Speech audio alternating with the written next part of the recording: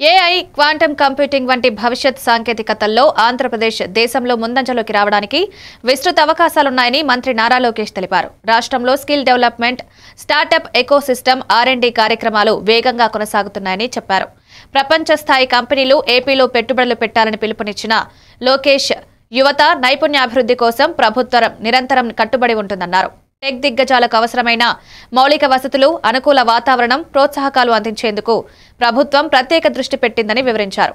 భవిష్యత్ టెక్నాలజీల వేగవంతమైన మార్పులతో పరిశ్రమల్లో కొత్త అవకాశాలు తెరుచుకుంటున్నాయని, ఇలాంటి సమయంలో ఆంధ్రప్రదేశ్లో పెట్టుబడులు పెడితే కంపెనీలకు అధిక లాభాలుంటాయని లోకేష్ వ్యాఖ్యానించారు.